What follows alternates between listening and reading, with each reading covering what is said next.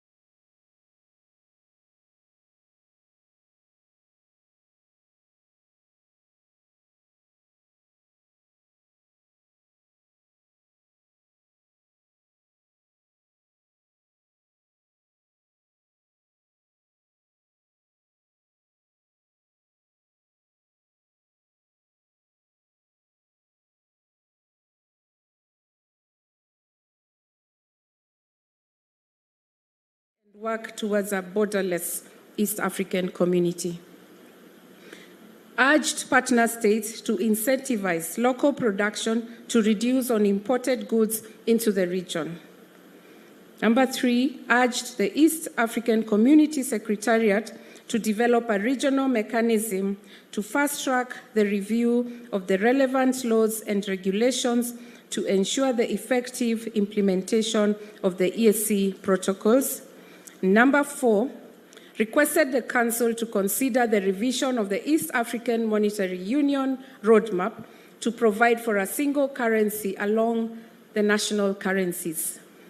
Number 5, urged the partner states to establish an independent inspectorate to enhance compliance and implementation of the summit and council decisions and directives. Number 6, underscored the need to facilitate the development of inclusive payment solutions that can deliver accessible and affordable services to the underserved populations. Number 7, requested the Council to review the institutional framework for the East African community staff engagement to safeguard institutional sustainability. Underscored the need to develop regional digital integration policies and strategies to support key sectors including infrastructure, trade, health, education, and youth initiatives. Number 9, recommended the institutionalization of women participation at the level of 30% in all sectoral decision-making levels.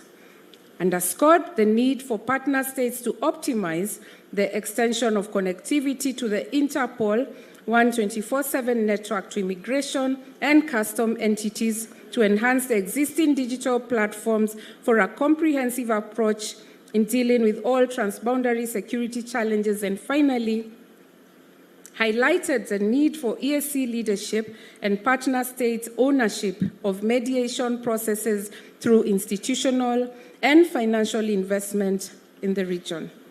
It is now my singular honor, Excellencies, and privilege to submit the outcomes of the high-level side event to commemorate the East African Community's 25th anniversary to the summit for consideration.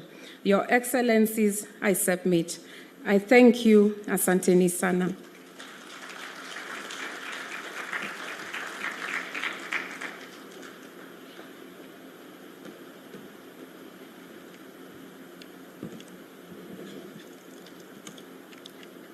Your Excellencies, we will now proceed to the next session where we will hear words of wisdom from our Excellencies with respect to pertinent issues that will consolidate the gains that the East African Community region has made, while also discussing key issues that are pertinent as presented by the Honorable Secretary General. I now invite Honorable Secretary General to lead us through the next interactive session. Thank you once more. Allow me, with your permission, Excellencies, to lead us to this session of heads of state that we have been looking forward to the whole afternoon and indeed the whole year. Allow me, with your permission, our host, Her Excellency Samia Suluhu Hassan, President of the United Republic of Tanzania, to engage you. You have been on record talking a lot about the environment, clean energy, and also involving the youth. So I will ask the first question. Your Excellency, President Samia Suluhu Hassan, with the increasing impact of climate change on communities worldwide, could you share insights on how the United Republic of Tanzania has approached clean cooking and other environmental preservation interventions to reduce carbon emissions and improve health outcomes? What key lessons can other partner states draw from Tanzania's experience in these areas, Your Excellency? Thank you so much. The ordinance, heads of state and the ordinance. First of all, let me apologize that I'm going to use Swahili because we are in Tanzania. And I hope you do have the translating gadgets. Please use them.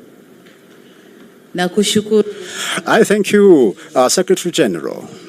But first of all, I want Secretariat kwa kufanya side event hii hapa kujadili safari yetu ya miaka 25 ya kuundwa upya kwa Jumuiya ya Afrika Mashariki, lakini pia nipongeze na nitoe asante kubwa kwa wazee wetu akiwemo mzee wetu Yoweri Kaguta Museveni, lakini Daniel Arap Moi, Benjamin William Mkapa kwa uamuzi wao wa kuanza tena jumuiya hii baada ya kuvunjika huko nyuma, na leo tuna miaka 25. So kwa upande wa swala lako, mambo ya climate na matumizi ya clean energy kwa ajili ya kupikia, niseme tu kwamba mabadiliko ya tabia nchi ni wimbo ambao dunia nzima tunauimba, ingawa utekelezaji wake una juu na chini, kwengine unatekelezwa, kwengine hivyo hivyo.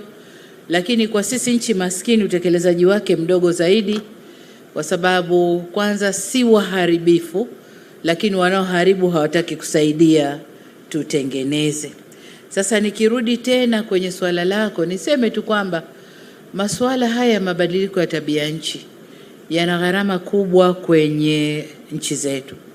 Kwa mfano Tanzania, sisi tunatumia 4 mpaka 5 ya GDP yetu kwenye masuala ya kupambana au ya pato la taifa kwenye masuala ya kupambana na uharibifu wa mazingira na mabadiliko ya tabia nchi.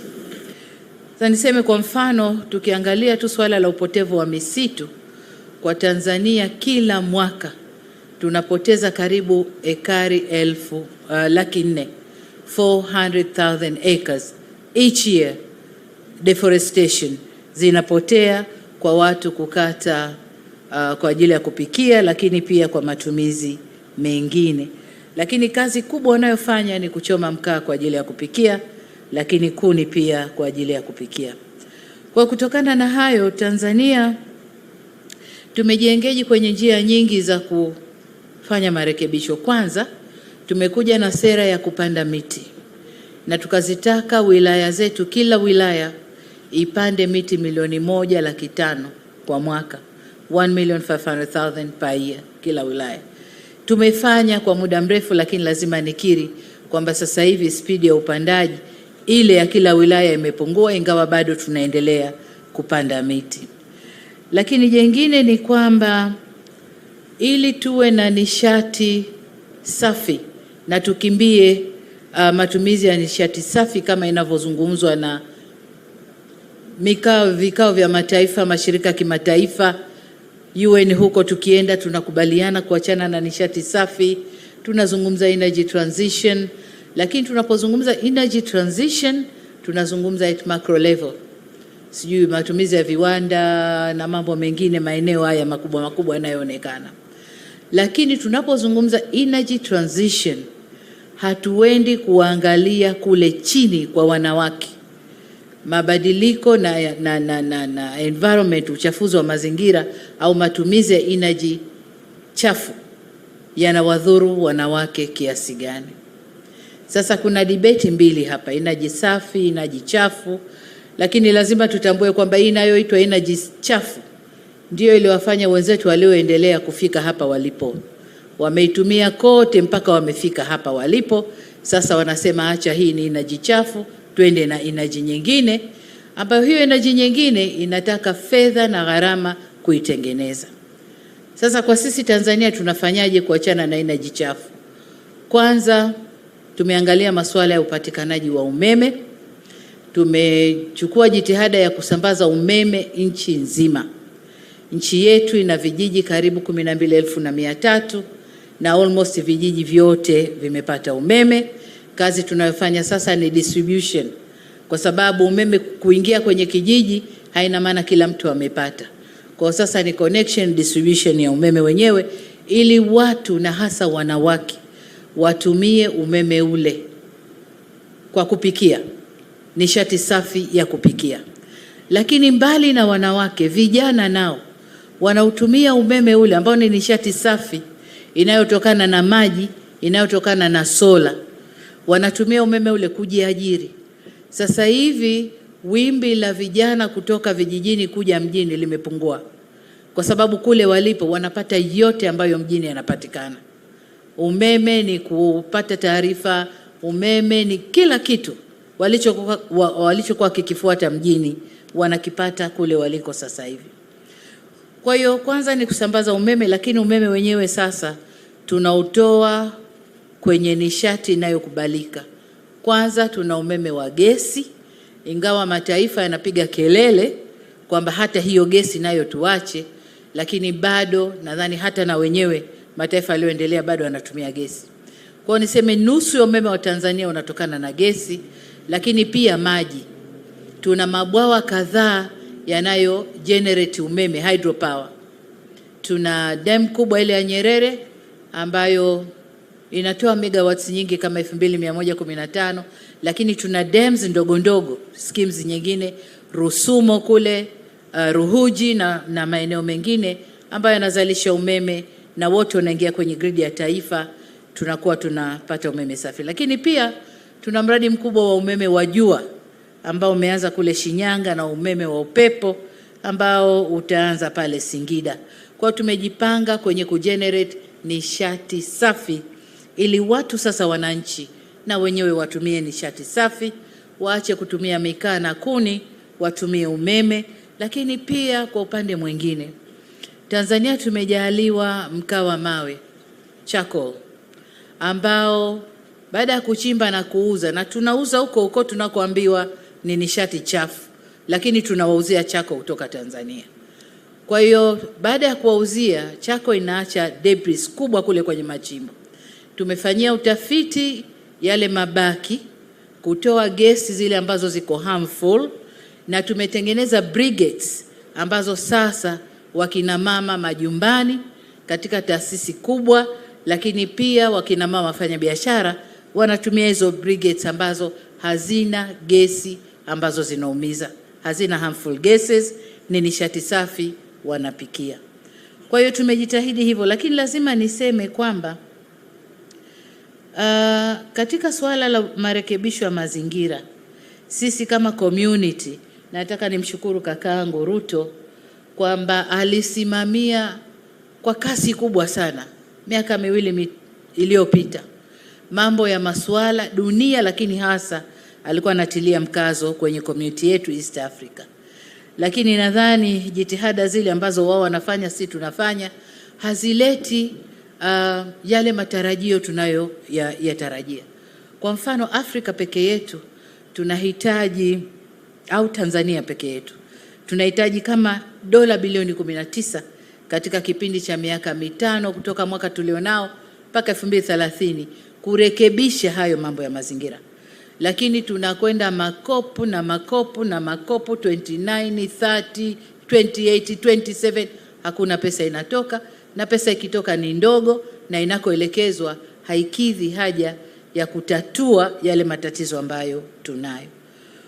Lakini juzi tumetoka Baku COP29 ambapo Afrika iliweka presentation yake, na tukasema tunahitaji kama 1.3 trillion dollars, lakini kilichopatikana ni 300 billion dollars. Kwa niseme kwamba kwenye haya mambo ya mabadiliko ya tabia nchi, lazima sisi kama community tujifunge wenyewe. Lakini kubwa ni kushirikiana na private sector na taasisi nyingine ambazo hazina mambo ya siasa. Kwa mfano, ni muhimu kuimarisha ubia, kupata rasilimali mbadala badala ya zile tunazoziomba kwenye COP peke yake, tuimarishe ubia na mashirika mengine. Kwa mfano, mwezi Januari mwakani 2025 tutakuwa na mkutano wa energy hapa Tanzania ambao tutashirikiana World Bank, African Development Bank, CC, lakini na mashirika mengine, Norway, serikali ya Norway na mashirika mengine, kuja kuhakikisha kwamba out of 700 million wa Afrika ambao hawajafikiwa na umeme, basi angalau ikifika mwaka 2030 wa Afrika 300 milioni wawe wamefikiwa na umeme. Na kwa hiyo tutakuwa tumepunguza gap kutoka 700, 300 wakipata umeme, tutahangaika na wale 400 waliobakia. Na ni matumaini yangu kwamba mkutano huu utakuja kuzaa matunda, kwa sababu umevuta watu wengi kuja na kusikiliza tunasemaje kwenye mkutano. Lakini ushiriki wa mabenki yale ya kiulimwengu, World Bank, African Development Bank na mataasisi mengine, na yenyewe yamevuta watu wengi kuja kutusikiliza. Lakini pia niseme katika hii jitihada ya kuhakikisha Afrika inatokana na nishati safi ya kupikia, mimi kama mwanamke nasimama na ajenda ya wanawake wenzangu, kwa sababu vifo vya wanawake Afrika kutokana na maradhi ya kupumua, respiratory diseases, ni vingi. Sasa wanaume tatizo lao wanavuta sigara sana, wanapata respiratory diseases. Lakini wanawake tunapata kutokana na kuni na mkaa, gesi zile tunazovuta ndizo zinawadhuru. Sasa kuna haja ya kuangalia. Tunapozungumza energy transition, twende mpaka kule grassroots, jikoni kwetu tunapopikiwa chakula, tukala tukapata nguvu na afya, na kwenyewe tukuangalie. Kwa hiyo nadhani jitihada hizi zinakwenda kuvuta watu wengi ili tuweze kuondoa hili tatizo. Kwa ufupi, naweza nikasema SG kwamba kwa upande wa clean cooking, Tanzania kama nchi tunajitahidi kwenda na hiyo effort kuhakikisha by 2034 80% ya nyumba za Tanzania zitakuwa ziko kwenye clean cooking. Lakini kwa Afrika bado naendelea na jitihada ya kushawishi viongozi wenzangu, heads of state hapa, wanaonisikiliza wengine hapa, waniunge mkono kwenye hiyo mission yangu ya kuhakikisha energy transition inakwenda mpaka jikoni kwetu. Asante sana. Na asante sana. Naomba basi tumpigie mama makofi kwa hayo mawaidha. Mheshimiwa Rais, tumeshukuru sana kwa hayo mawazo ambayo umetutolea kuhusu mabadiliko ya tabia nchi. Tumechukua masomo ya manufaa mno ambayo umetuambia ya kwamba ni muhimu kujumuisha washikadau wote ili tuweze kufaulu kwa malengo yetu. Tumeweza kusikia pia vile umekofi kwa hilo wazo. Tumesikia vile Muungano wa Tanzania umeweza kuweka mpango wa kupanda miti, na tumeweza pia kuona ya kwamba Tanzania imezingatia kuwahusisha wananchi walio mashinani kwa masuala haya ya kutatua ubadilifu wa tabia nchi. Asante sana. Pia Rais, umeweza kutuelezea kuhusu umeme ambao uko kila mahali, na umesisitiza utumizi wa nishati safi, manake clean energy cooking. Na tunakushukuru sana pia kwa sababu umezingatia masuala ya afya wa mama na ajira ya vijana. Asante sana. Your Excellency, President Yoweri Kaguta Museveni, when I visited you in Kampala, you gave me a gift, and that gift was a newspaper headline from 1963, June 1963 to be precise, Your Excellency. We are honored and indeed blessed East African Community's 25th anniversary.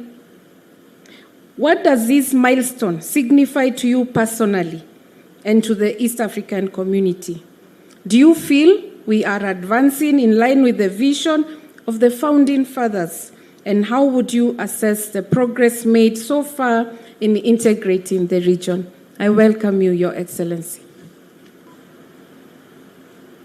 Your Excellency, President Samia Hassan, President of the United Republic of Tanzania, Their Excellencies, the heads of state who are here, the Right Honorable Secretary General, the Honorable Ministers, and ladies and gentlemen. I have written something here in handwriting. It is not yet typed, but it will be typed. We are here to celebrate the 25 years of the revived East African community. This is good, and I congratulate the East Africans for achieving this.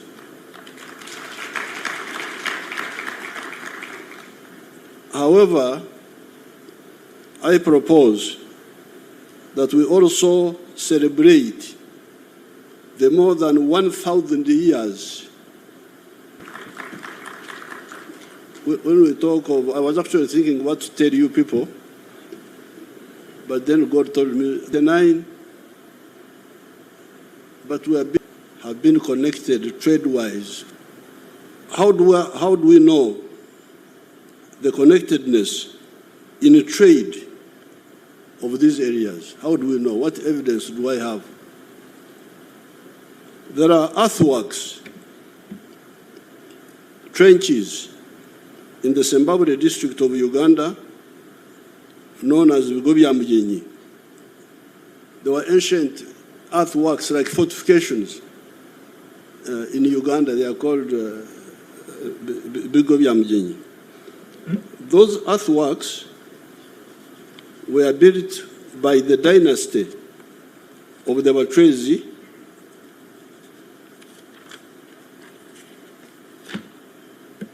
that had united a big chunk of that area for a number of centuries.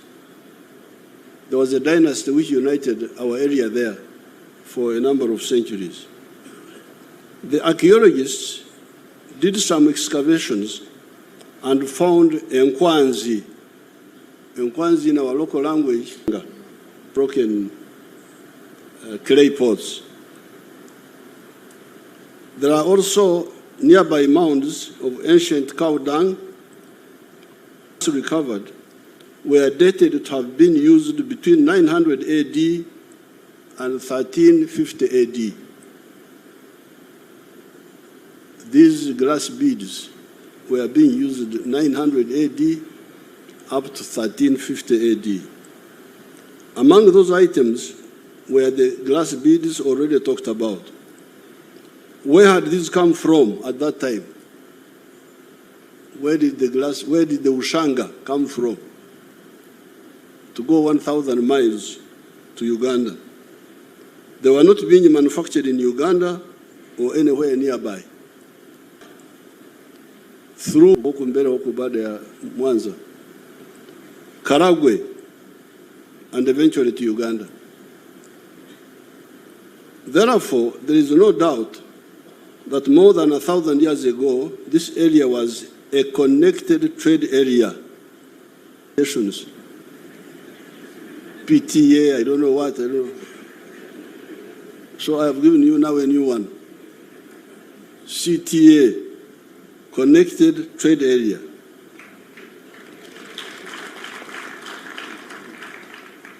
Mark you, Your Excellencies, I'm not using the words free trade area.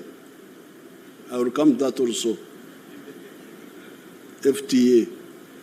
This was not an FTA, it was not a free trade area, but it was a connected trade area. This is because it was not yet a free trade area. It was not an FTA. This is because some of the greedy chiefs along the trade routes were extorting what they were calling hongo. Hongo, I knew hongo to be like bribery, but when I read the literature, it seems as if they were talking about customs, about taxes. When I say hongo, you can, of course here I'm being guided by Huntington Speak and Stanley. They are the ones who wrote about this, so I don't know, they were using the word hongo. Hongo, meaning like tax, or for him they wrote hongo. Hongo, they say hongo, but what they meant was tax. So these chiefs, some of them were extorting a lot of money from the traders, excessively taxing the traders. There was a notorious chief in Buzinza, known as what I came to understand as Ruswarura. When you read, I think it is Speak, understand, they write Saurora, but they were mispronouncing the name. But when I asked one of the Iyara members from Buzinza, there was an old man in the past, he told me that the name of this chief was Ruswarura of the Buzinza, was very famous for extorting money, extorting gifts from traders.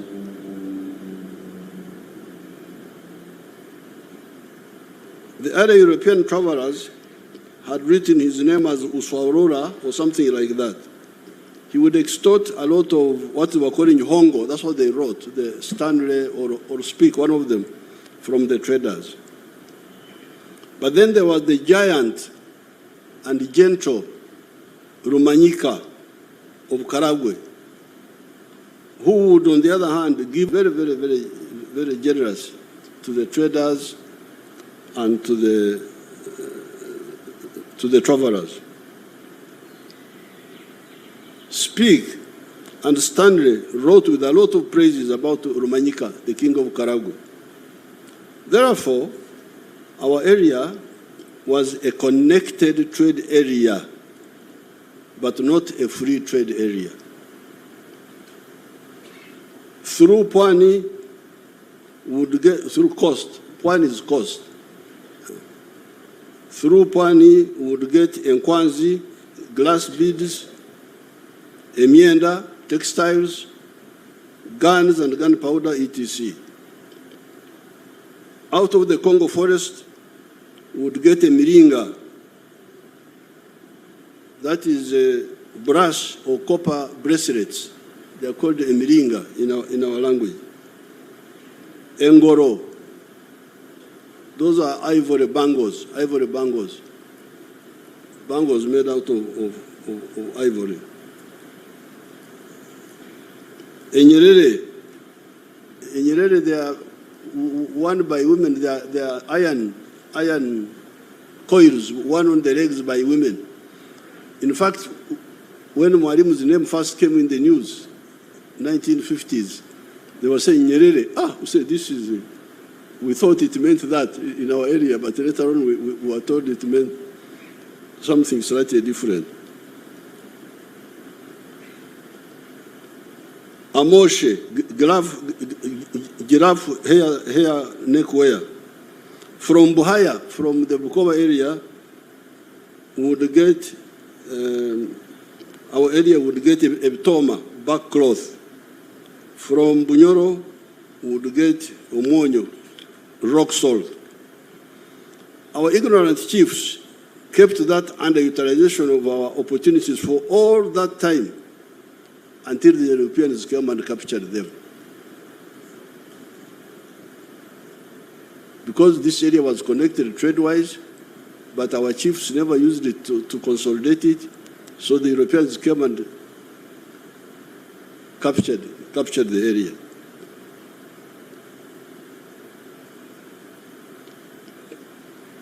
Now the Europeans first came to the East African coast in the persons of Vasco da Gama in 1498. Then they disconnected our connected trade area when they colonized the region and fragmented it among the English, Kenya and Uganda, the Germans, Tanganyika, Rwanda and Burundi, Belgians, Congo, the British and the Egyptians, South Sudan. So when these foreigners came, because of our internal weaknesses, now what was a CTA became a DTA, a disconnected trade area.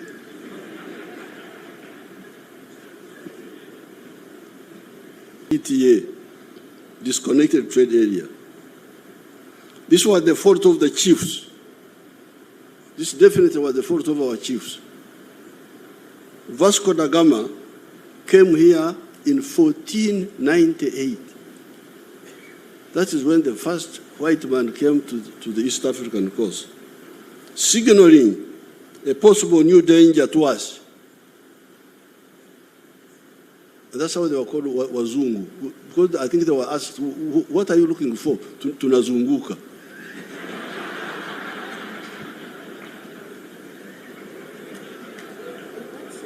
They just said they are going around. They were going around.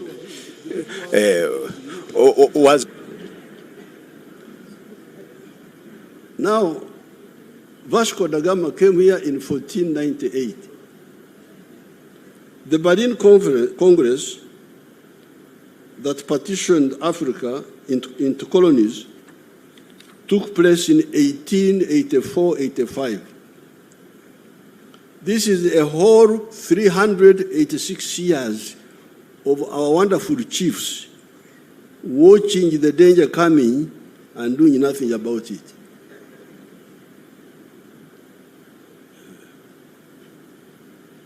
This is just the history. It is therefore most commendable that our leaders, Mzee Jomo Kenyatta, Mwalimu Julius Nyerere, and Dr. Obote, as soon as we got out of the nightmare of colonialism, took the bold step of the decision to form the Political Federation of East Africa on the 3rd of June 1963, which is what my daughter, the Secretary General, was talking about. I have already given Her Excellency that picture, a picture of the 3rd of June 1963. But now I have some copies I want to give to Secretary General again, and to Yara, and to Secretariat. I don't know whether they are the same secretaries. And then to the East African Council, Trade Council. Are there traders here? Oh, okay, bring my pictures. I have already given those pictures to their excellencies, the presidents. Unfortunately, some actors let us down and did not follow up that decision of forming the political federation in 1963. Picture zangu nyinyi waheshimiwa. I am glad Tanganyika and Zanzibar moved ahead and formed Tanzania, that has played a very unique role in the liberation of Southern Africa, as well as the fight against Idi Amin in Uganda. Because remember, muungano wa Tanganyika na Zanzibar was 1964. That was after Mwalimu and Mzee Karume noticed the hesitation by Obote and Kenyatta. That's how Mwalimu and Sheikh Abedi Karume said, wacha tuende mbele sisi. Because in the 1963 meeting, Zanzibaris were not yet independent. I don't think Zanzibar was independent by 1963 to independence. I think Zanzibar got independence in 64. Revolution is 64. And independence was 63. And with less loss of blood, of life, the Federation of East Africa would have found it easier to deal with the problems of South Sudan and Somalia. We need to remind ourselves that when we had a connected trade area in this area, there was no country called United States of America. When we had the connected trade area here, when I could trade from coast to Uganda, there was no United States of America.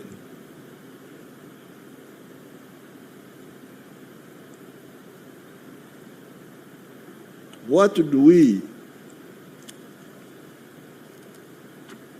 we say about these ancient societies of ours sitting around for the last 600 years and watching foreigners taking slaves from Africa, building strength until they were strong enough to either to enter the interior of Africa and colonize it? What do we say? Anyway, when we had opportunity to play a role, we did the necessary. Working with Mzee Arap Moi and Ndugu Ben Mkapa, who restored the EAC. It has moved forward. However, there are still obstacles that stunt the growth of these economies. Take the issue of banning products or unlicensing them so that they do not enter the other member states. You hear people saying that country X has a bumper crop this year and will therefore not allow products from the other countries to enter that market. What then happens is that producers of that product migrate to other enterprises and forget about the unlicensed product. 2 years down the road, you hear that there is a shortage in the same country X, and they want to buy the product. By that time, the product is no longer being produced in the country that was blocked. Even if Uganda is producing a lot of maize, for instance, we have never banned maize products from other East African countries.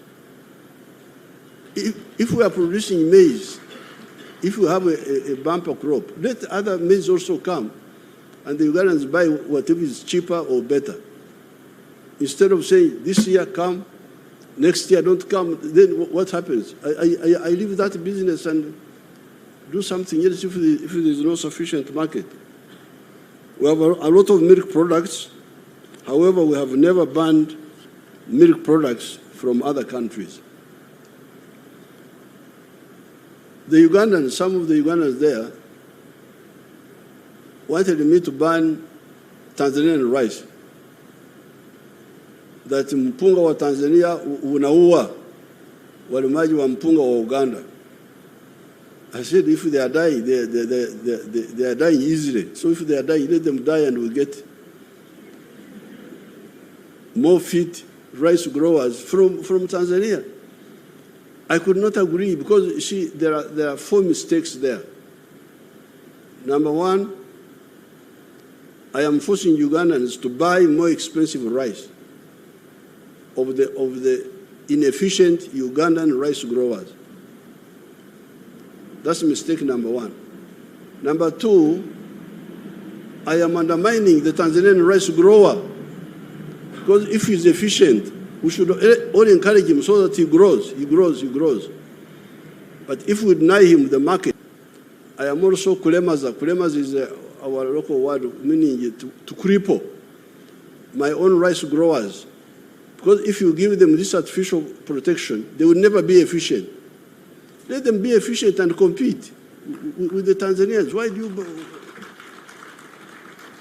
Why do you protect the inefficient? But number 4, then if I ban Tanzanian rice, Tanzania italipiza kisasi, ban also something from me. Come on, Mom, I can't be part of that historical mistake. So I said, no, if you can't compete with the rice, you leave rice and do rice in chakula ya Wahindi na Wachina na watu wengine. Lima muhogo, which you can do better.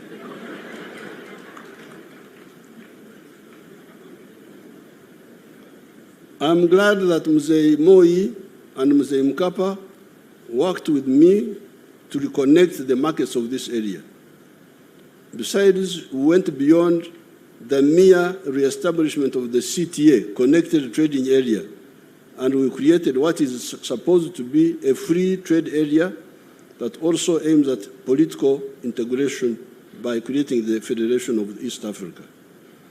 I salute our brothers of Rwanda, Burundi, Congo, DRC, South Sudan, and Somalia for joining the EAC and therefore reconnecting the old CTA. Remember, we had a CTA 1,000 years ago, Connected Trade Area, which had been disconnected by the Belgians and the Germans and all those people who came in because of our weaknesses.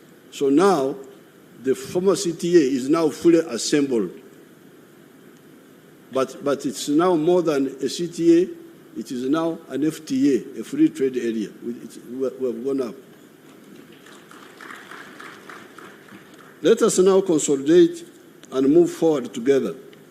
We, the Pan-Africanists, insist on the economic integration of the whole continent of Africa, and in some cases, the political integration of some parts of Africa, such as East Africa, because of the 3 historic missions we distilled from the beginning: These are prosperity for African people through creating an integrated market that is large enough to buy sustainably goods and services produced or provided by the African wealth creators and workers. You see, when we talk of integration, it's not an emotional thing.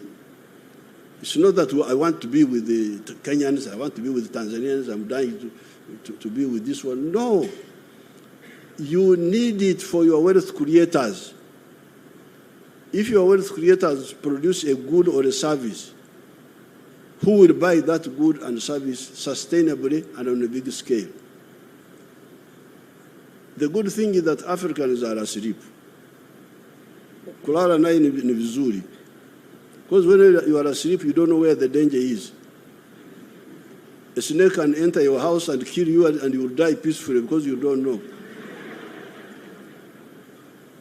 But when you wake up and you, like the Ugandans used to be very tribalistic. Tribalism, religion, Catholics, Protestants, Muslims. Now, when we have been fighting with them, they are woken up a bit now. So they produce a lot of milk. The internal market is not enough. The maize, the internal market is not enough. So if the Africans wake up, then they will be able to see the blindness. If the internal market of Uganda is not enough, if the internal market, I can see Tanzanians are now beginning to sell things into Uganda, beans and so on. So now the question is, where do they sell these products? Because there are examples in the world, like United States and Latin America. Latin America has got more Maria City, more natural resources. Mito, Misitu, Madini. Latin America is very rich. I think it could be richer than the United States in terms of natural resources. But you see the poverty in Latin America. What is the problem? Wako na mali asili ya ajabu, lakini ni maskini ajabu. What is the problem? Because of the way they are organized. You cannot succeed to do business in many of the Latin American countries. I think one of the reasons, that's why I heard that you had high-level experts and so on. These high-level experts could tell us, why is it that Latin America is in misery and the United States is very prosperous? Could it be because of the connected market of America, of the USA, the fact that the founders of the USA created a big space for wealth creators? If I produce a good or a service, I have got enough buyers to buy it, and I can expand and produce more. Could it be that? Let's get an answer from the experts. So, reason number one why we support Pan-Africanism is that it will solve the problem of prosperity for our people by creating a big market for them where they can sell what they produce without limit. Now, the second one is that strategic security, to guard us against all threats from wherever. You hear that the Americans have gone to the moon. The Chinese have gone to the moon. The Russians have gone to the moon. Recently, the Indians went to the moon. The Africans are here.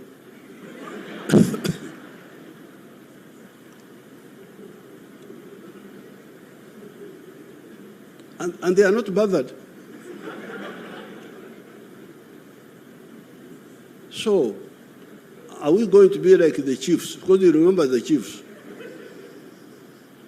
You remember the chiefs. When Vasco da Gama came and past years, anazunguka. And they couldn't see the danger and wake up and unite us. So people are going to, what are they going to do at the moon? Sisi tuko hapa tu. Wako huko juu wanatuangalia kama kama vidudu vile vinakula sukari. This is very dangerous.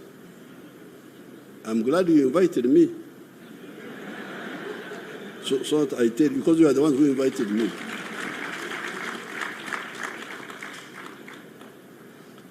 So integration is about the 2 points.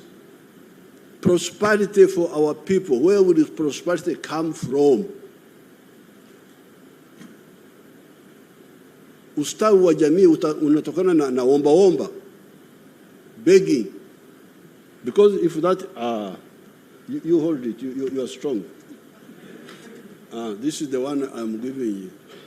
This is Mwalimu Obote, Mzee Kenyatta na wengine. Federation this year. This was 1963.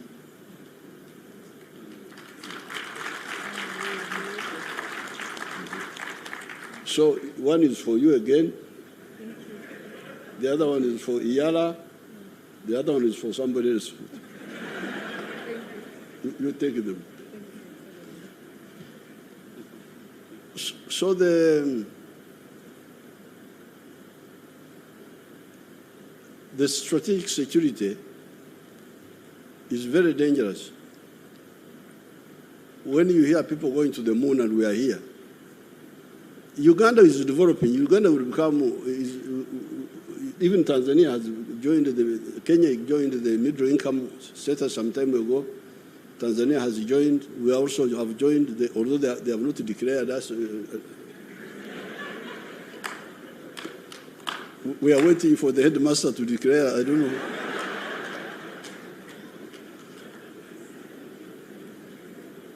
But we are developing. But even if we develop, even if Uganda becomes a first world country, can we afford to go to the moon? Can we afford? Why hasn't UK gone to the moon? They are here with us. UK, France, wote wako hapa na sisi. Wahindi wamekwenda kwenye mwezi, wamekuja, lakini the other fellows are here with us.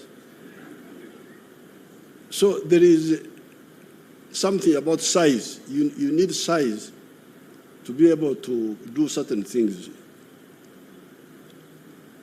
And in order to achieve this, so the first, why we insist on Pan-Africanism, number one, prosperity for our people. But number two, strategic security, to be able to guard ourselves against all these adventurers. And using the undugu that God gave us. We are lucky.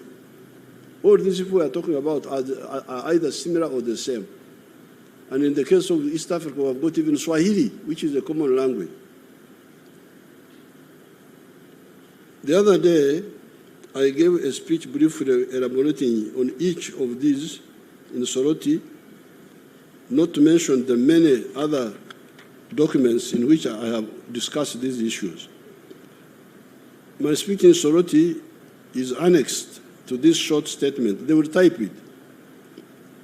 What I want to highlight on this occasion is the question: why should this ancient connected trade area of more than 1,000 years of similar or linked people be lagging behind countries that do not even exist when this CTA was 1,600 years old?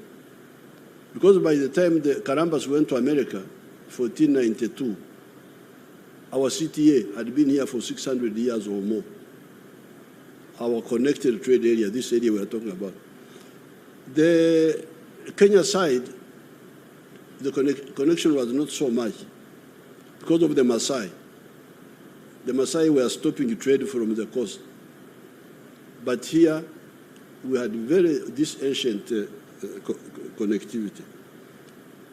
Maybe the other question would be, who would lose if this ancient land of our peoples that has been connected trade-wise for more than 1,000 years was to integrate family, both economically and even politically?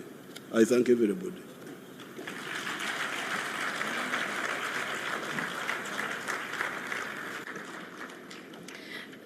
Thank you very much, Your Excellency, for those words of wisdom.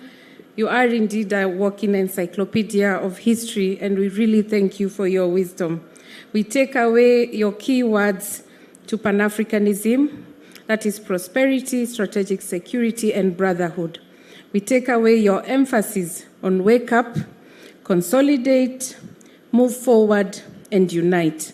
We are celebrating 1,025 years of a connected trade area. Your Excellency, President Hassan Sheikh Mohamud, you have the luck of coming after one of our founding fathers, and the Federal Republic of Somalia is the youngest partner state to have joined the East African community. Reflecting on this journey, what key areas of EAC integration have shown the most promise for Somalia, and how do you envision continued collaboration within the EAC to strengthen those sectors for mutual benefit of the Federal Republic of Somalia and the EAC region? Your Excellency. Your Excellency Nduvo, thank you very much.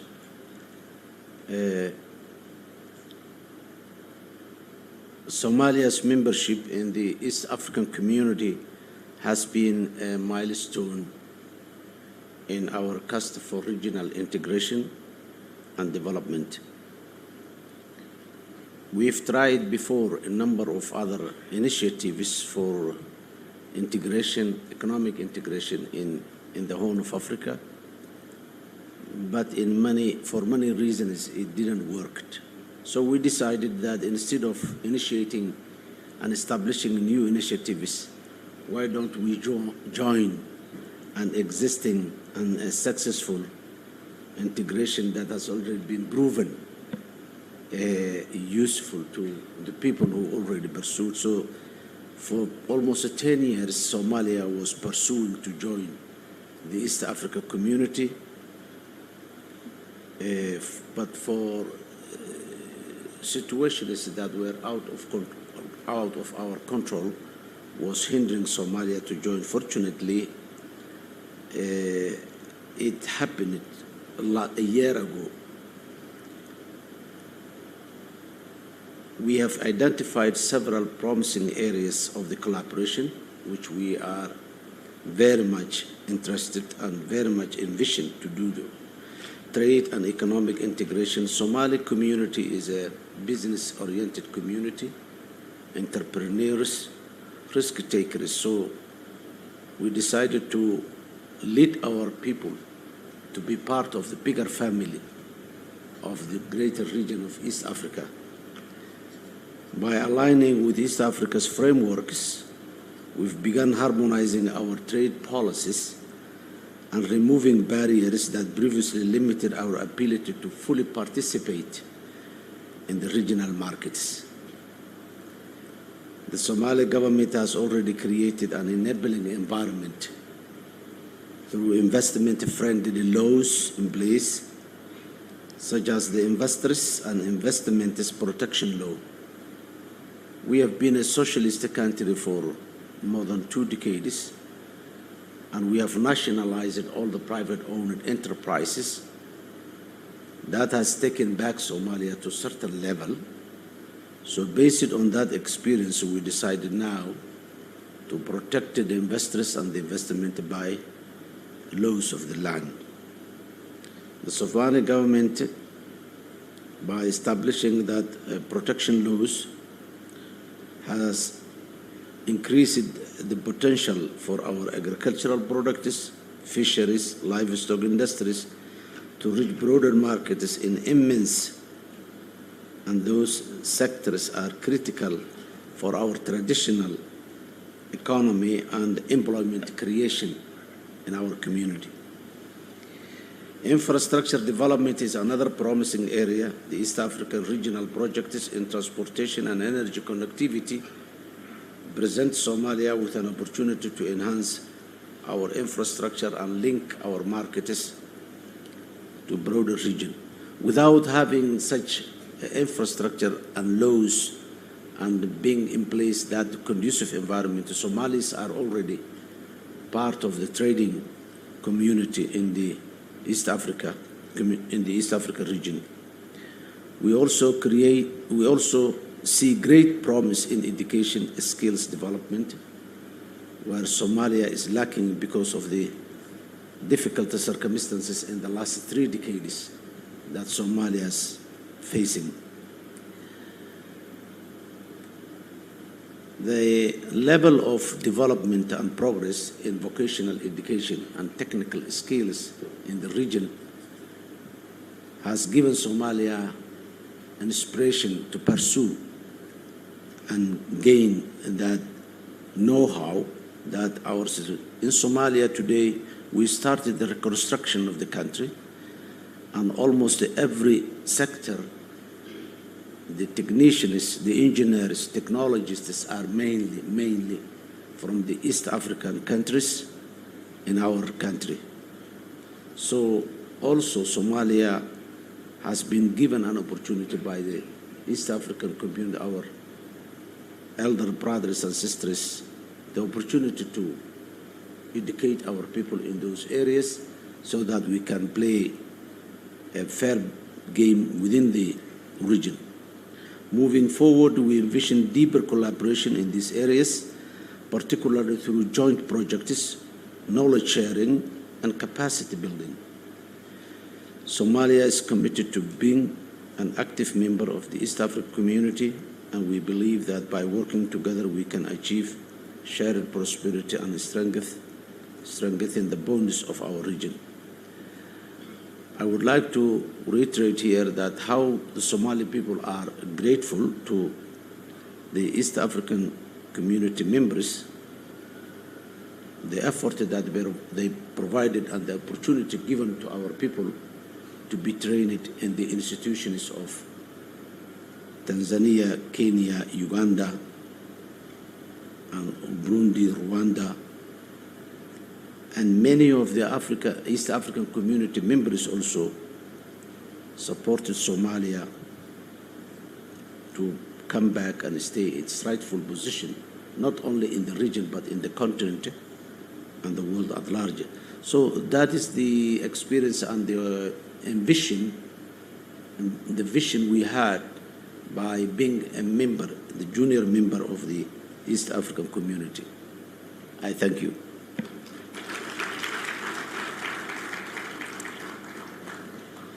Thank you very much, Your Excellency, for your very clear areas of focus and your very key areas of prioritization. The investment-friendly laws, infrastructure development, promoting trade. We are all a witness as a community of the presence of Somali traders in the East African community. We are also grateful that despite the delay, the Federal Republic of Somalia is now part of the community. Your Excellency, President Dr. William Samoei Ruto, the Republic of Kenya has recently taken on significant roles, serving as a Vice Chairperson of COMESA, leading the Tumaini Initiative for mediation in South Sudan, and supporting stability efforts under the UN in Haiti. Given Kenya's long-standing commitment to peace and security, how do you envision leveraging this leadership to foster sustainable peace across East Africa? How critical is peace and security for enhancing trade and economic growth in the region? Your Excellency.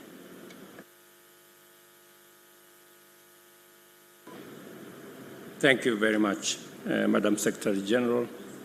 Your Excellency, Samia Suluhu Hassan, President of the United Republic, Federal Republic of Tanzania, Excellencies, Heads of State and Government, distinguished delegates. First, let me commend Tanzania for hosting this very important celebration of 25 years of East African community.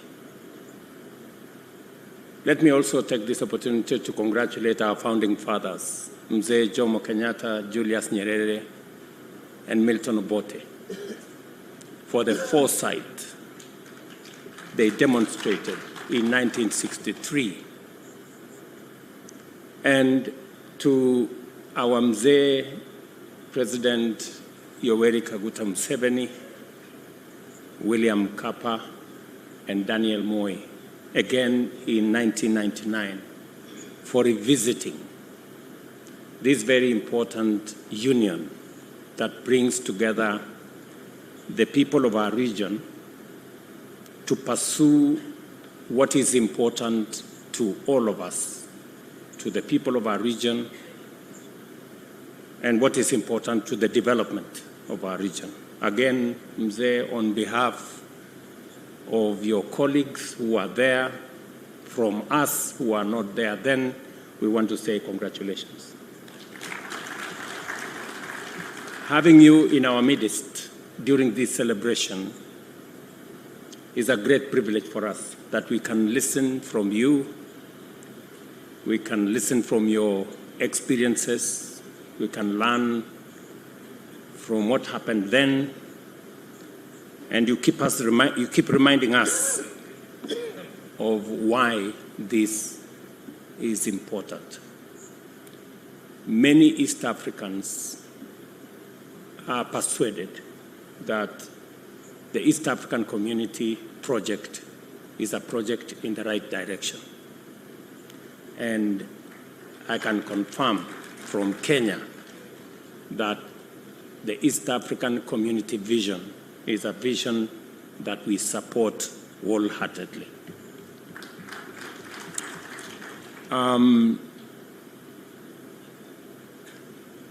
The treaty, the East African Treaty, brings us closer and deepens our social, economic, cultural, and political integration and the working together of us. And when a survey was done in 2007, 2008, it was overwhelming that the people of East Africa supported the East African community. They even went ahead to support the East Africa Political Federation. And that is why in 2017, I think it was the 18th summit of the EAC, it was then decided that a group of professionals, I think then led by Amos Wako, who is in our midst, the Attorney General of Kenya Emeritus, who is right here,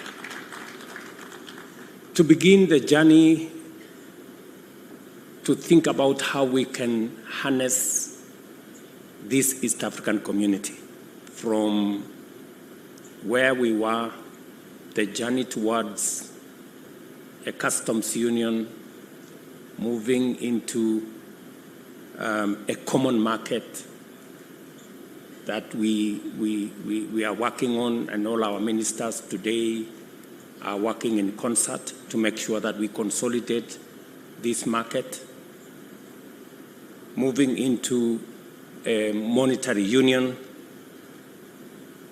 and eventually into what now we are working on, into a political confederation on our way to a political federation.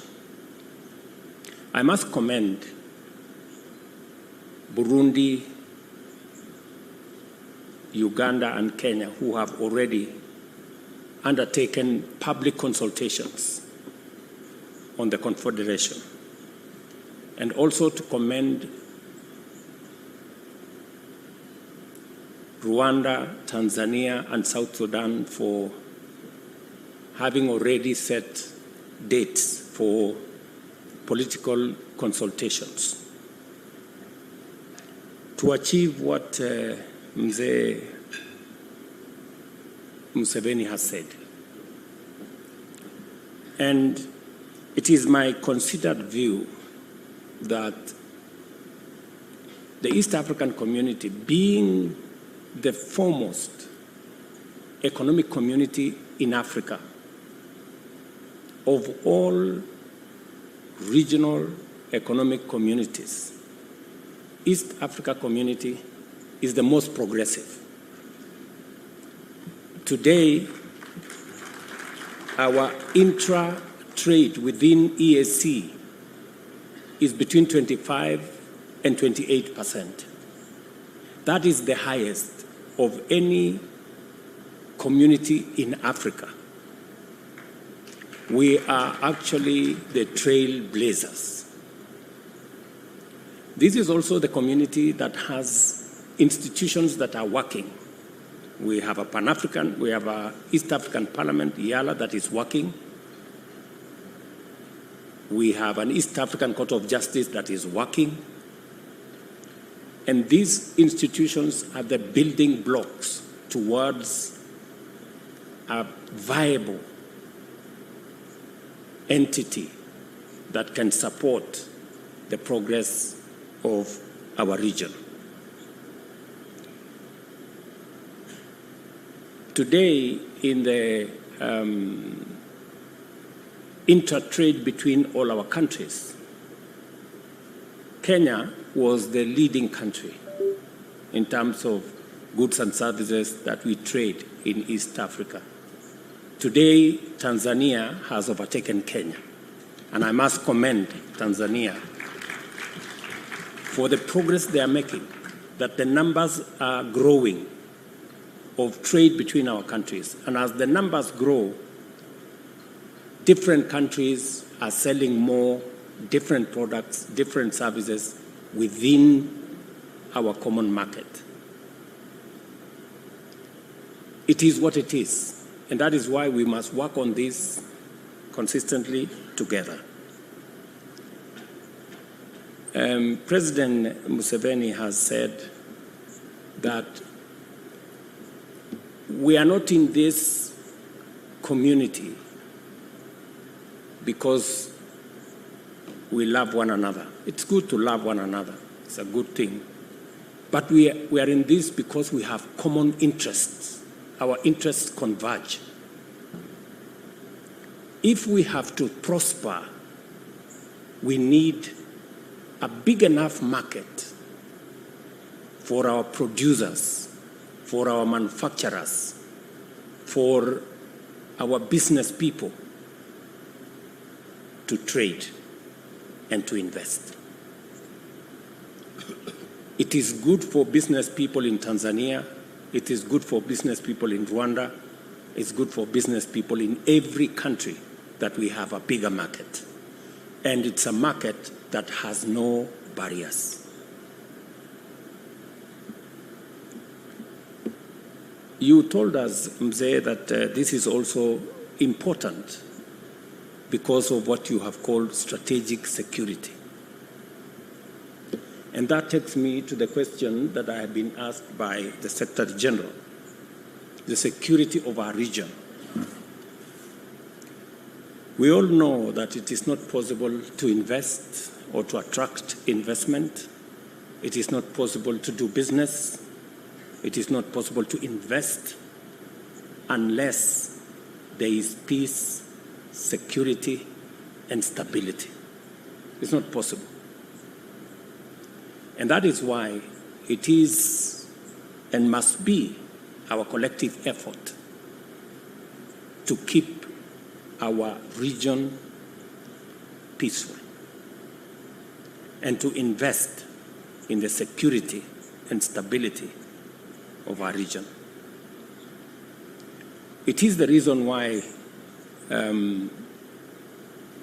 Kenya is invested in working with South Sudan at the request of President Salva Kiir, when he requested me to provide a forum and a platform and a mechanism for the people of South Sudan to talk amongst themselves. Kenya was ready and willing and available to do that.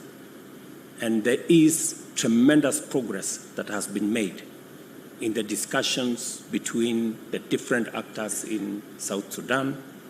We intend to conclude this in a couple of months so that South Sudan can continue to do what they must do as a country, go into elections, unify the country, and play its rightful place in the East African community. It is also the reason that between President Museveni, myself, my brother Hassan Sheikh, and the Prime Minister Abiy, we are planning to have a meeting to also reduce the tensions that currently are in the Horn of Africa. Because the security of Somalia, the stability of Somalia, contributes significantly to the stability of our region and the environment for investors and business people and entrepreneurs to thrive. In the same spirit, the process in DRC, which EAC has been involved in, and we welcome the suggestion by DRC to unify the two processes, the Luanda process and the Nairobi process, into one process. We got recommendations from DRC that they would rather this process be put together under Luanda process, and that the facilitator, President Uhuru, from the Nairobi process, be enjoined in the Luanda process. And we are in support of a process rather than running two parallel processes. It is better that we have one process that would help consolidate all efforts and all actors so that, again, we can meaningfully contribute to the peace and stability in DRC as a way of making sure that our region has the security that we need, the stability that is necessary for us to continue the journey of building prosperity for the people of our region. So all these processes are necessary. And because of the experience we've gone through, we have participated in 45 peacekeeping and peacemaking missions around the globe.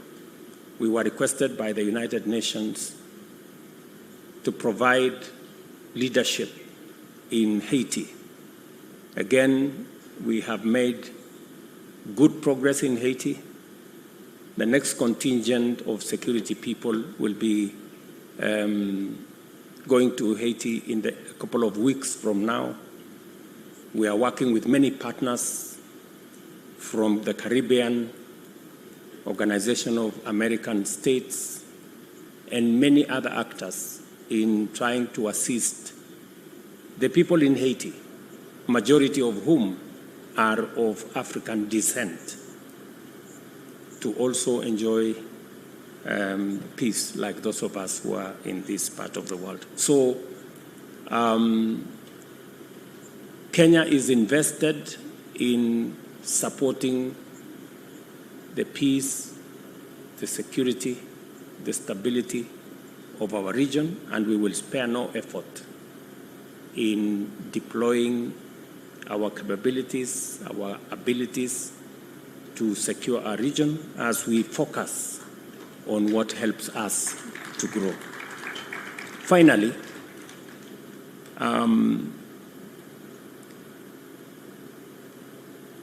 when the founding fathers, President Nyerere, Jomo Kenyatta, and Milton Obote, came up with the East African Federation then, it didn't go as far as they had envisioned. And we must commend Zanzibar and Tanganyika then, that took the bold step and created the United Republic of Tanzania. And when President Suluhu invited us to the celebrations of the Union,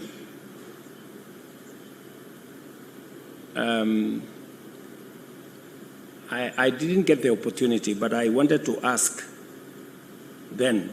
Let me ask now. Now that the unity and the union, ile muungano ilikuwa ifanyike 1963, 64 nafikiri. Hiyo muungano ikaanza ikakuja Zanzibar ikaungana na Tanganyika.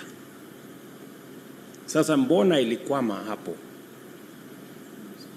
Ingesonga sasa ikuje Kenya, iende Uganda, ndio sasa ikamilike vile waanzilishi wa nchi zetu walivyokuwa wameifikiria.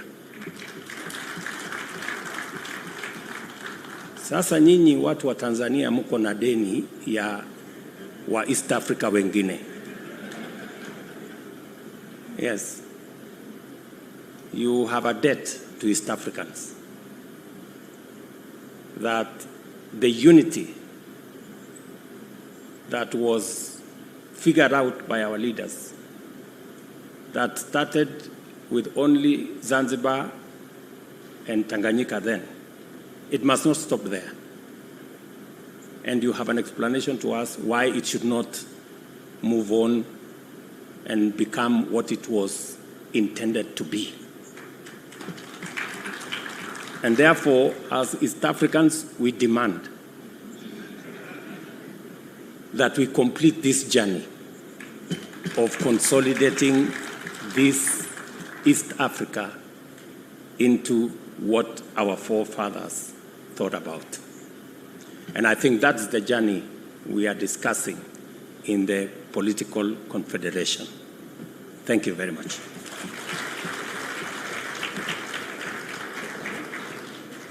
Asante Rais, kwa sababu umetoa changamoto kwa Mheshimiwa Rais wa Tanzania ya kwamba lazima endelee kupanua utangamano katika kanda la Afrika Mashariki.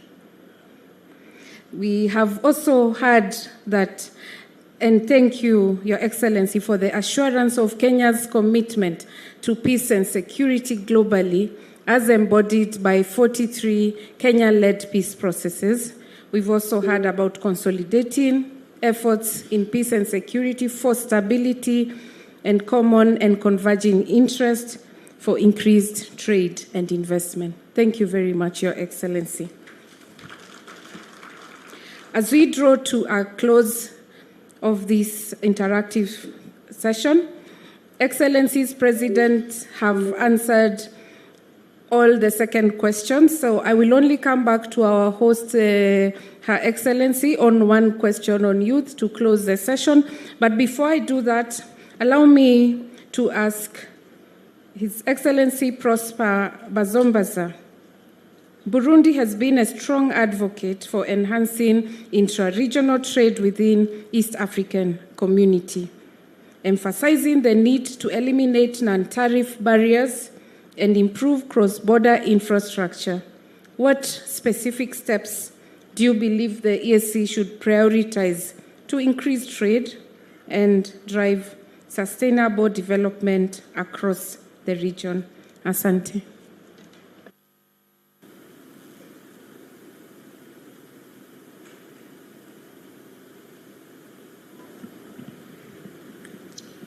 Merci, Madame la Secrétaire Générale.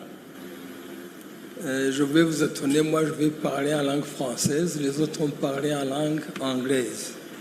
Mais comme on a une traduction simultanée, je pense qu'il n'y aura nullement aucun problème. Voilà donc, avant de répondre à cette question, just to answer your je voudrais I would like to ask you to join me in to applaud loudly His Excellency Evariste Ndayishimiye, President of the Republic of Burundi, who gave me the honor to present him in this summit due to his very busy calendar. And also, I would like also join everybody to applaud and also rejoice this celebration of this 25th anniversary from since the signing of the treaty establishing the East African Community. Now, to come back to your question, the question which was asked, indeed, Burundi, with the leadership of His Excellency Evariste Ndayishimiye, Burundi is actually playing a role in enhancing inter-regional trade within the East African community. And in this regard, the elimination of non-tariff barriers is a priority. And this elimination should be based on three main actions. The first one is to carry out an evaluation by identifying all non-tariff barriers, such as quota of importation, custom procedures, regulation standards, and also, and you need to harmonize the rules by standardizing the and quality standards in partner countries so that you can facilitate trade. And lastly, you need to improve transparency by creating clear guidelines and which are accessible for commercial regulation, ensuring that all the stockholders are informed. Another measure, which is a priority, is to improve infrastructure, especially cross-border infrastructure. And in this action, you also need to invest in transport networks by giving priority to road network developments, railway lines, ports, and also airports, so that you can improve connectivity between partner states. Thirdly, we also need to enhance trade agreements, and under this framework, it is necessary to create new trade partners by creating and coming up with a new protocol based on specific actors which have high potential, such as agriculture, manufacturing industries, and also services. As fourth action,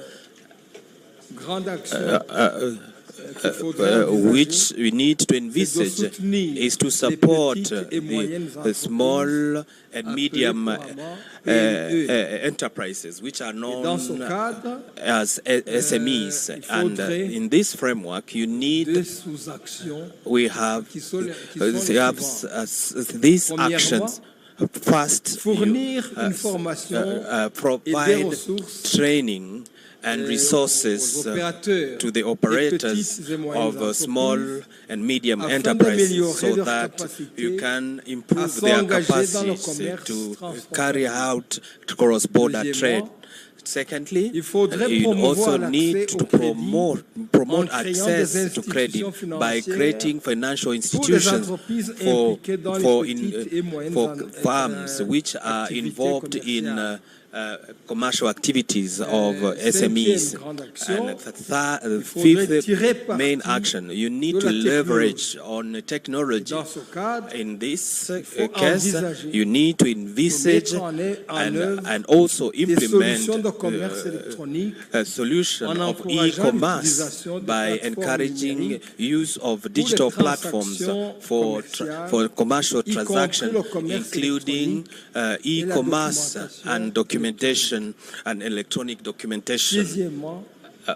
Sixthly, you also need, it's important, you need to promote sustainable trade. And for this, you need to carry out two priority activities. Incorporate standards, environmental standards by encouraging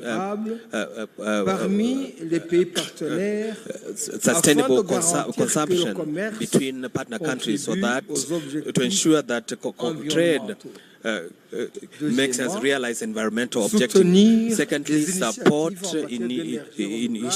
initiatives on renewable energy by investing in renewable energy projects which are likely to improve trade.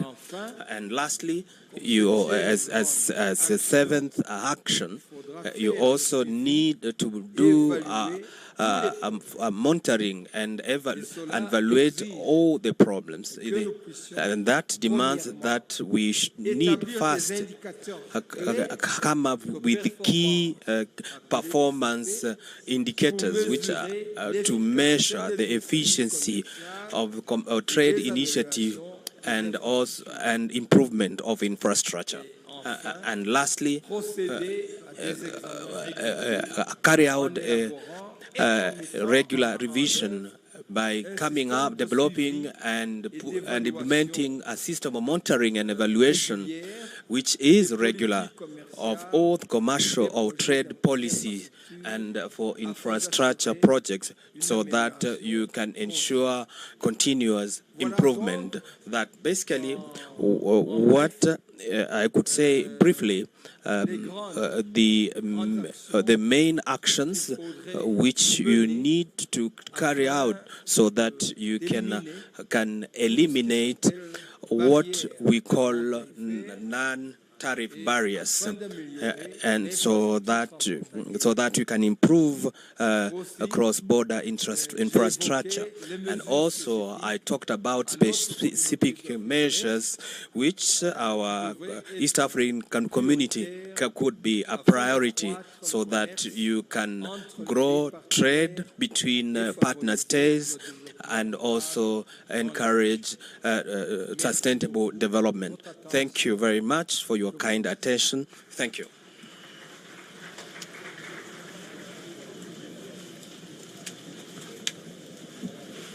Thank you very much. Merci beaucoup. His Excellency Prosper Bazombaza, you have done an overview of all your key points, so allow me not to recap the issues because you have brought them out very well, very succinctly, and we are very happy to follow up and ensure we have a clear monitoring and evaluation plan. Allow me, as we close this session, Your Excellency, President Samia Suluhu Hassan, you talked about women, you talked about the families, you talked about bringing people together from the grassroots. My last question and your parting shots would be, we know that Tanzania has an initiative known as Building a Better Tomorrow. This is led by yourself and has been pivotal in empowering youth and driving sustainable development. Could you elaborate on the impact of this initiative so far and how Tanzania might support the sharing of best practices to inspire similar youth-driven programs across the EAC.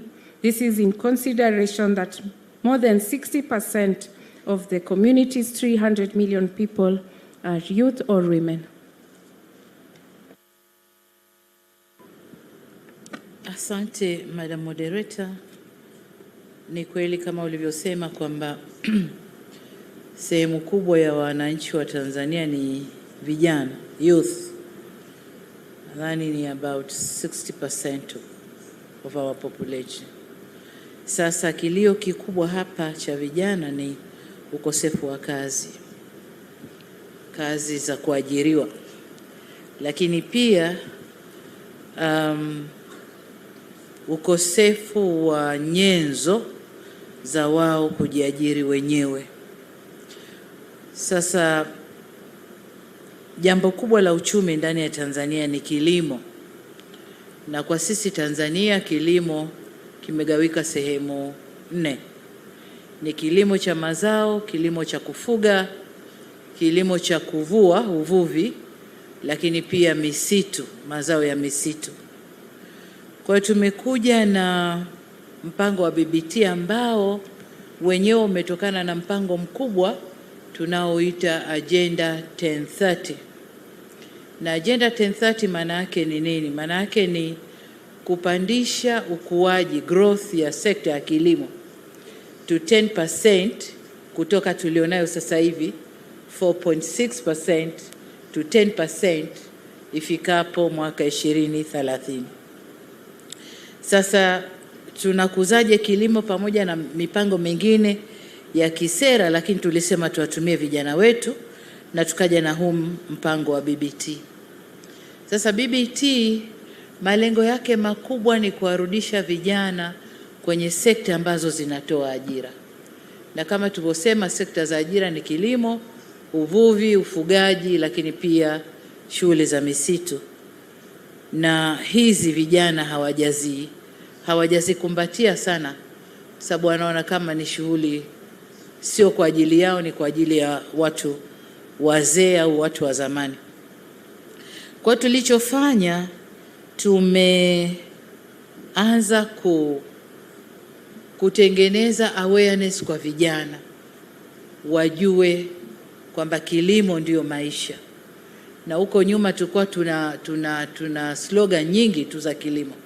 Kilimo ndio uti wa mgongo, kilimo ni uhai, nyingi tu. Kwa hiyo tumesema zote zile tuziweke, tuwafahamishe vijana wetu na wazielewe. Lakini tukaangalia kwa nini vijana hawaingii kwenye sekta za kilimo.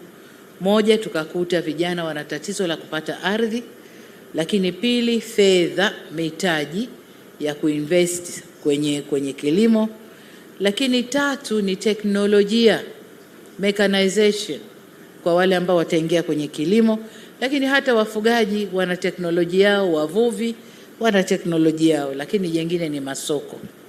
Kwa tukaanza kufanyia kazi swala moja moja. Kwa upande wa ardhi, tumeamua kuangalia maeneo ambayo bado hayajatumika katika mikoa na wilaya zetu, na hayo maeneo tukasema tuyatenge kwa ajili ya vijana.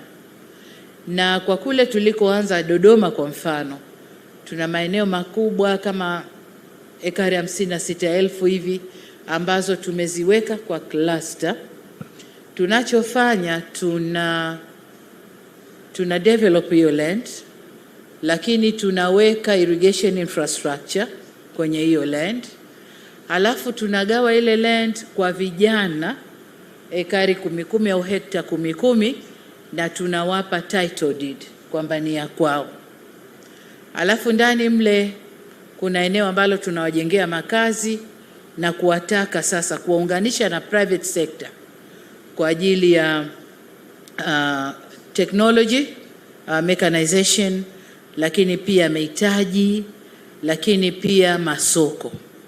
Sasa kwa upande wa ardhi tumefanya hivyo, tumetengeneza ardhi, tumeweka irrigation schemes, lakini pia kwa vijana ambao wana land zao na wako kwenye sekta wanalima wenyewe, na wenyewe tunawa accommodate. Tunakwenda kuwachimbia wells na kuwekea systems za irrigation, lakini tunawa impart pia kwenye schemes nyingine kama ifuatavyo. Lakini kwa upande wa fedha, tumewaunganisha vijana na mabenki, tumewaunganisha na Tanzania Agricultural Development Bank ambayo tumeipa mtaji mkubwa, na yenyewe sasa ndio inasimamia mikopo kwa vijana kwa ajili ya kilimo. Lakini pia tumeunda mfuko tunaita Agricultural Input Trust Fund, ambapo vijana wanaweza kukopa kwenye huo mfuko kwa ajili ya kununua inputs za kilimo, lakini hata matrekta na mambo mengine. Hatufanyi peke yetu, tunafanya na African Development Bank. Wao ndio sasa wanatia nguvu kwenye Tanzania Agriculture Development Bank na huku AGITIF, ili kuwa na mitaji ya kutosha kuwakopesha vijana. Lakini jingine tulilofanya ni kuwa train vijana. So far tumetrain kama vijana close to 80,000 ambao bachi ya kwanza wameshahitimu, wameingia kwenye kilimo, wamevuna, na off-takers wamekuta wako pale private sector ambao wana off-take kwa vijana mashambani, wanafanya value addition na kuuza. Lakini kwa wale wa mifugo na wenyewe tayari wameanza kazi. Tunachofanya, wanakwenda kwenye minada ya kienyeji, wananunua ng'ombe, mbuzi au kondoo, wanafatten, wananenepesha, halafu wanauza kwenye butchers. Lakini na wale wa uvuvi wenyewe tumewaprovide na mashine za kwenda kwenye kuvua, lakini si tu mashine kwenye bahari na maziwa. Tumetengeneza uvuvi wa vizimba, wamefundishwa jinsi ya kufanya uvuvi wa vizimba na wenyewe wameingia.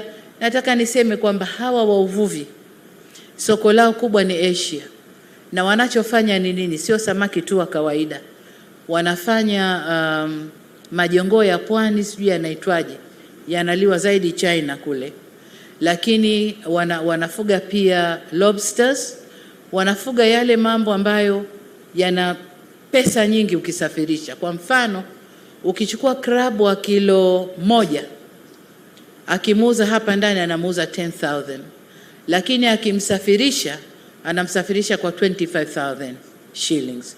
Kwa hiyo hawa vijana wamevutika na hiyo business na wanaendelea vizuri.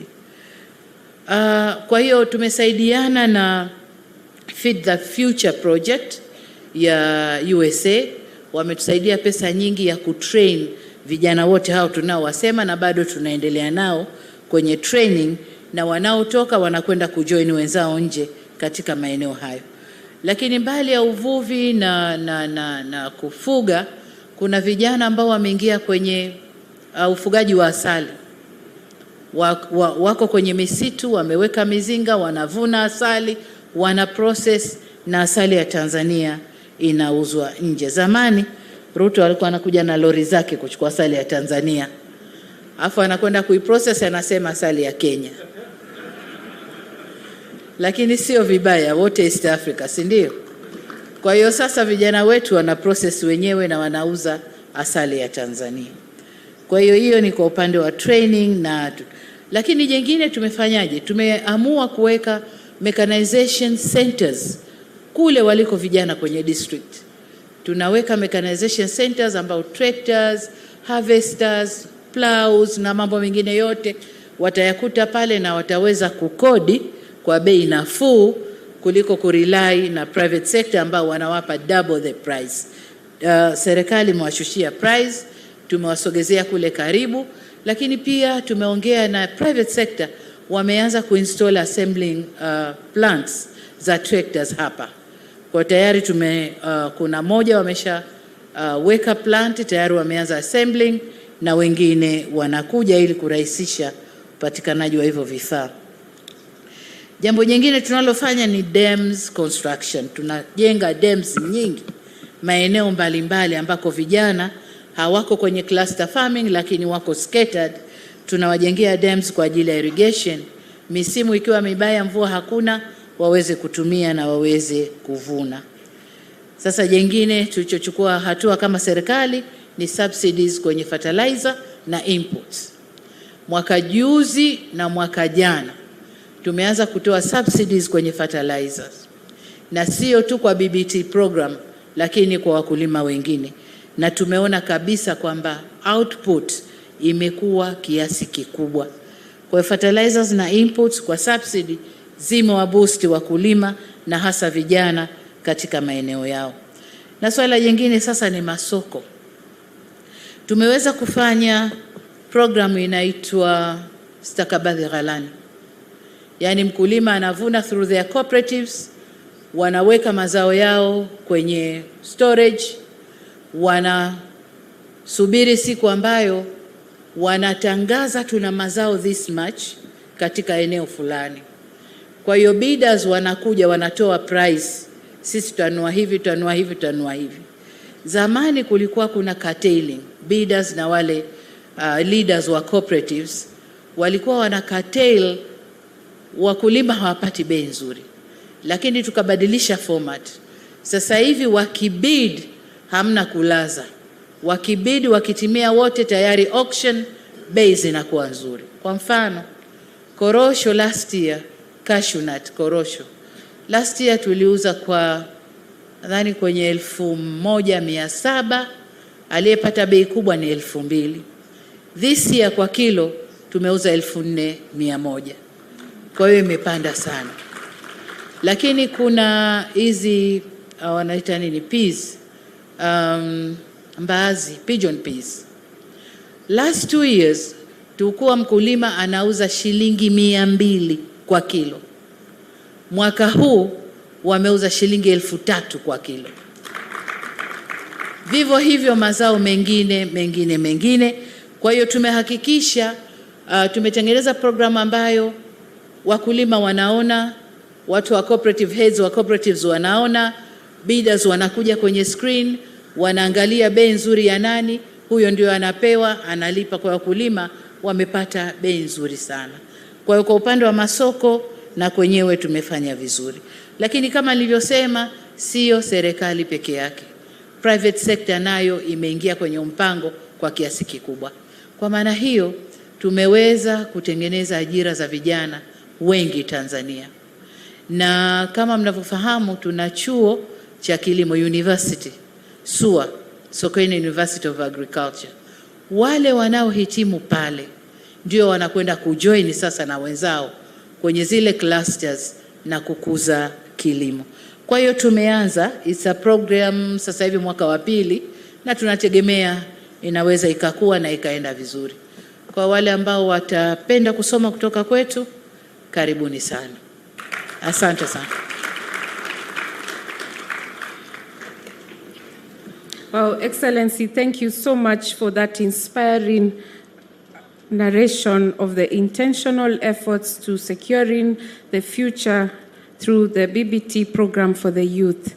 Our takeaways on this youth program are setting aside of unutilized land for youth, connecting with the private sector, skilling and tooling, resource mobilization, working with investors and collaborators, incentives and subsidies, mechanization and infrastructure development, sustainability, and market aggregation. Thank you so much for outlining those initiatives. We have come to the end, Excellencies, of this interactive session. You will agree with me, distinguished delegates, that this session has taken us on a journey where we have gotten the history and the reflections of the East African community from Uganda. A journey where we have seen the opportunities that are available at our disposal as narrated by United Republic of Tanzania. We have also reflected on the achievements in the region and consolidation of our efforts that have led to peace and security and trade as outlined by the Republic of Kenya. We have also taken a moment to reflect on the challenges of the journey of 25 years ago. What is needed to course correct our growth in trade, and what do we need to address? And the Republic of Burundi helped us think through that. We do not give up because when we have children or young people in our home, we have a full family, and we have heard from the newest partner state to the EAC community what are the opportunities, what is the best way to chart a way forward, meaning that we continue to grow.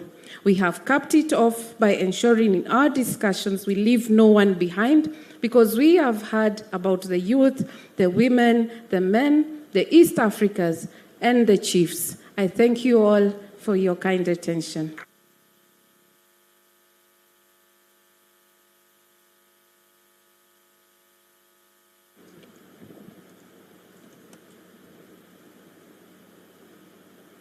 Excellencies, on behalf of the distinguished audience and citizens of East Africa that have joined us through the live streaming, we extend our heartfelt gratitude to Your Excellencies for addressing the audience today.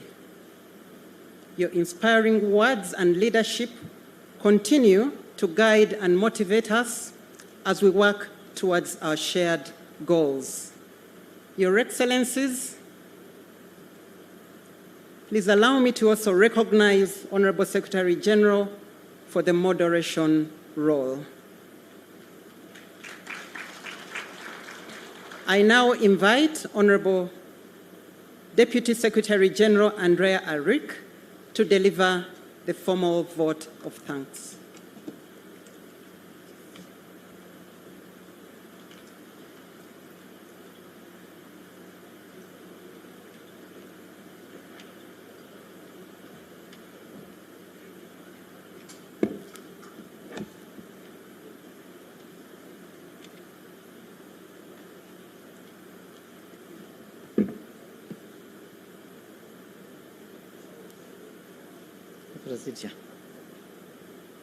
Excellencies, on behalf of East Africa community organs and institutions, I would like to extend our gratitude to you for gracing this momentous occasion as we commemorate 25 years of EAC remarkable journey. Excellencies, your presence and visionary leadership have been instrumental in shaping the milestone we celebrate today. Your unwavering commitment to regional integration has laid a firm foundation for shared prosperity, unity, and resilience among our people. We deeply appreciate the insight you have shared during this high-level side event, particularly on the immense opportunities presented by digitalized trade. We have heard your clarion call for a well-functioning common payment system for East Africa people, which deepen integration and economic agenda. We also heard the enhancing cross-border trade that His Excellency President of Uganda, Yoweri Kaguta Museveni, was saying, that from common trade to now free trade. East African have had, and with these few remarks, Your Excellencies, I would like to conclude my remarks by thanking the Regional Commissioner of Arusha, Honorable Paul Makonda,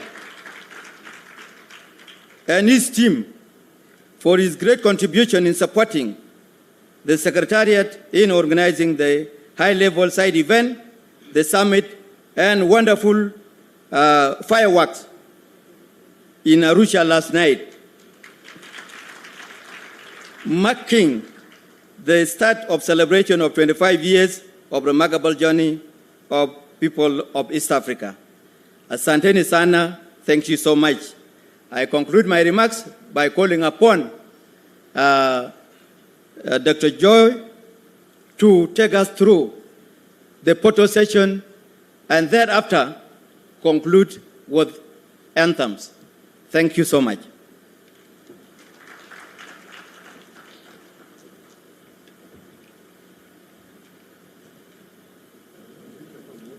We will now proceed with the photo session, and I now invite Honorable Secretary General to lead the session with the excellencies for the photos. Over to you, Honorable Secretary.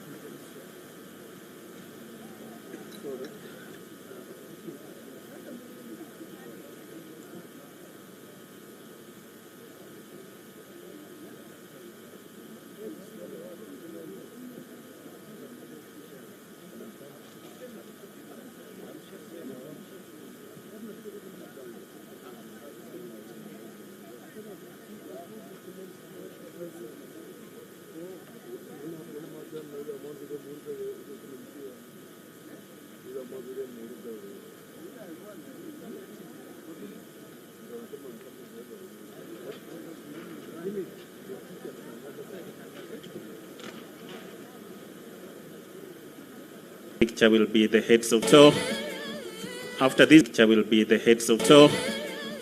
After this one, we will have the heads of states, the Speaker Yalo, the Judge President, the Deputy Secretaries General, and the former SGs, the former Secretaries General of the EAC who are here with us.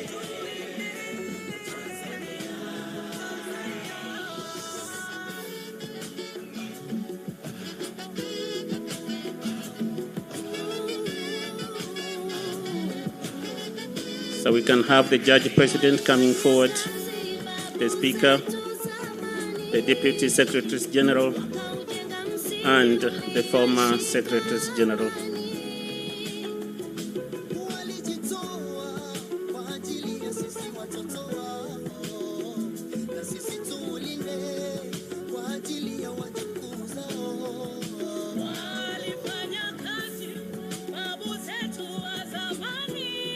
The former Secretaries General of the EAC, please join the picture. After this picture, we will have the anthems. Judge, President, Speaker, please come forward. This will be our last picture of the day, after which we'll have the anthems, and then the meeting will be concluded. Thank you so much.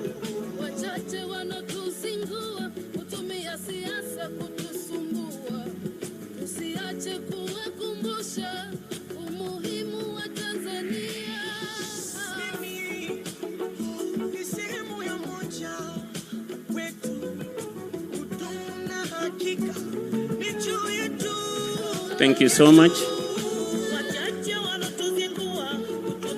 We can now be upstanding for the anthems, please.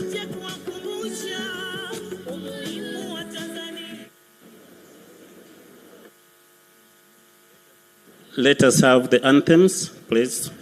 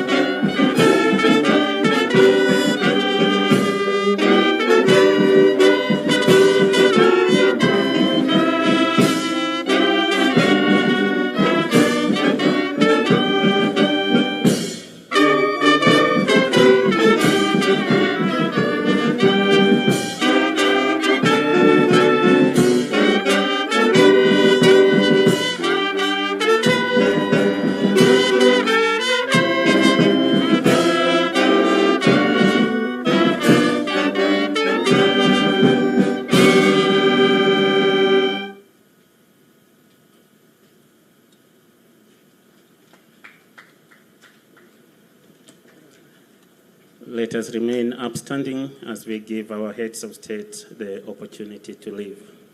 Thank you so much.